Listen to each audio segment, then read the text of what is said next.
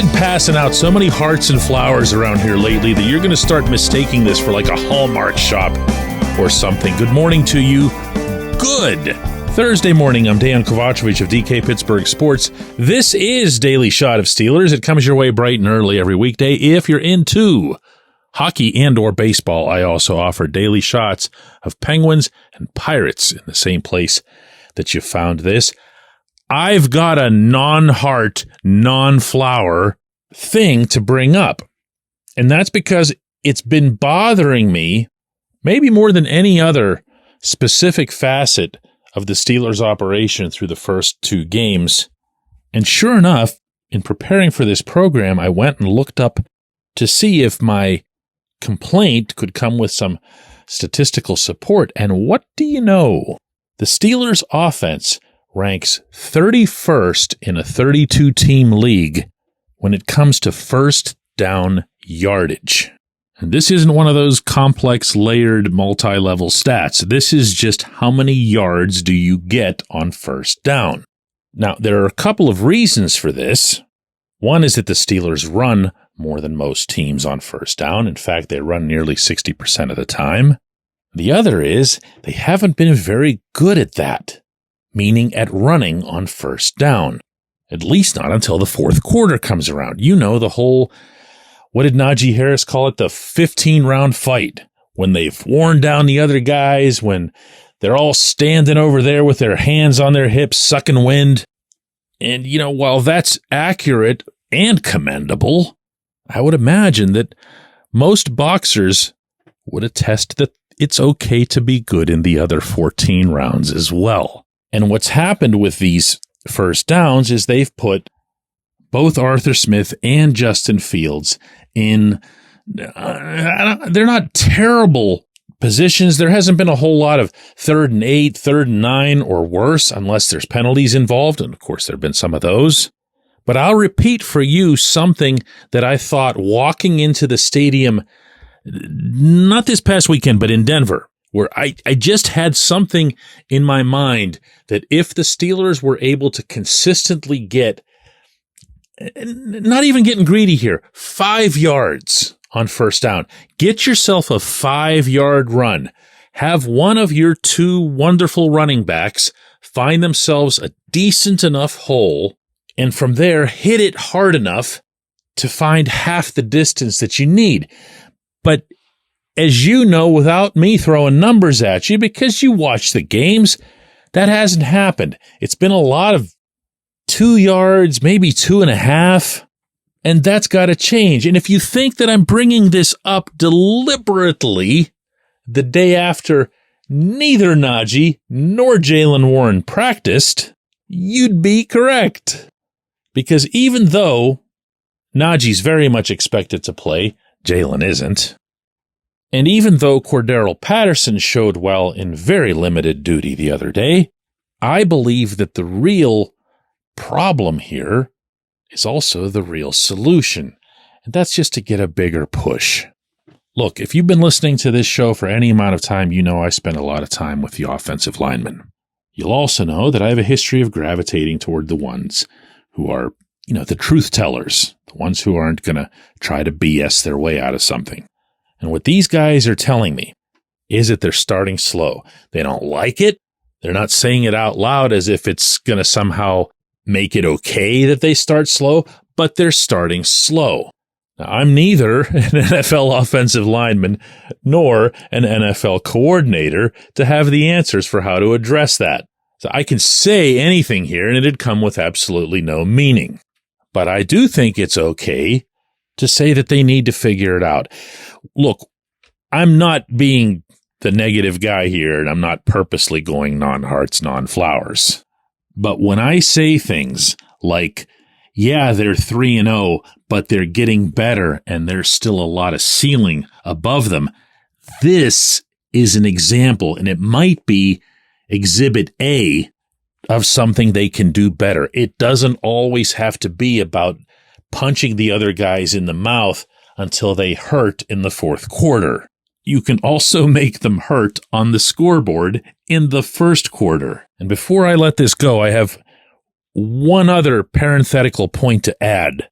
If and when you run into an opponent, and I mean that literally, that stacks a box against the run because they know and everyone knows you're going to try to establish the run early and often, it's okay to go to screen passes. You can use your running backs in different ways.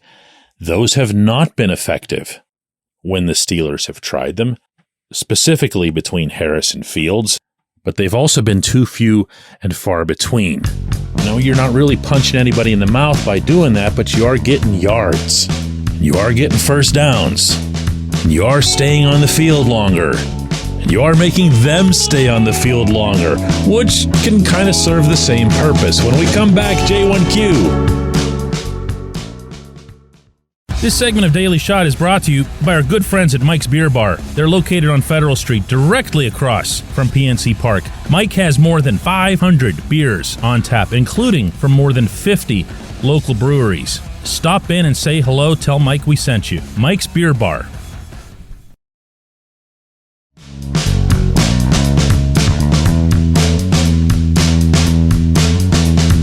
Today's J1Q comes from Tom, who says, "Hi DK, I certainly would be thrilled if Justin Fields was on his way to elite status, has a long, wonderful career, and it got me thinking, how much coaching or input does Mike Tomlin really have specifically on how that position is played and developed? I would think Arthur Smith and the offensive coaches have the most to do with a quarterback's development." Tom, I have been told by people who would know that Tomlin does not exactly have the smoothest touch when it comes to quarterbacks. In fact, it was put a lot more harshly than that, as in he's just really not good at it. But there's also a reason for that. For the better part of 2 decades, he didn't have to do a thing. He had Ben Roethlisberger. Ben knew how to prepare himself in every conceivable way.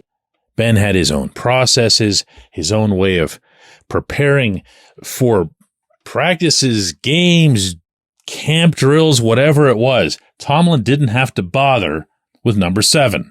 And so he didn't. And then, once he was forced to have to find out about how to manage quarterbacks, well, we all saw how that went.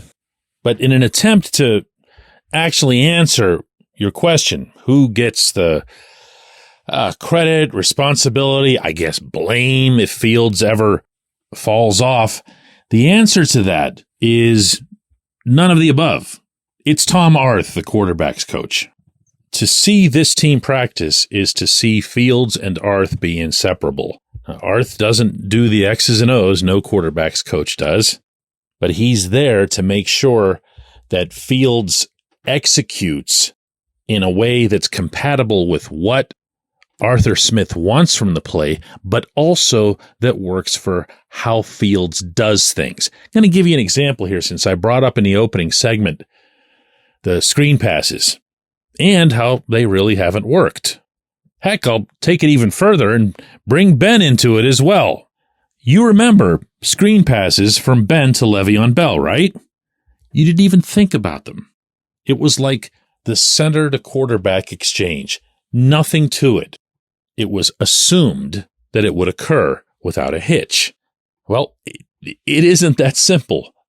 Ben figured out where Bell wanted it. Bell would tell Ben where he wanted it and when, which shoulder, which way he's going to turn, where he might throw it if he needs to get out of bounds in a hurry, let's say if they're up against the clock. All of that was worked out because they had a lot of time together and because that was the sort of thing that Ben would insist upon with everyone he was throwing to. The coaching involvement in such a thing is pretty minimal. Well, all you have to do is watch Fields throw the ball in Najee's direction to see that one or both of them aren't clicking with this. Najee will turn the wrong way, or maybe it's Fields throwing to the wrong shoulder, or maybe it's Najee turning around for the ball when he doesn't necessarily have to. I don't know. I do know that it hasn't worked. But I also know that that's the sort of thing that the quarterback's coach will get involved with a younger quarterback like this. So if you see Fields throwing in a certain spot one week and it doesn't work out, but you see him throwing into a different spot the next week, or you see him coming out of the snap a certain way, surveying the field a certain way. These are the things that a quarterback's coach will study on video, present to the quarterback, and say, what do we see here? What's going on? What did you see when you were on the field?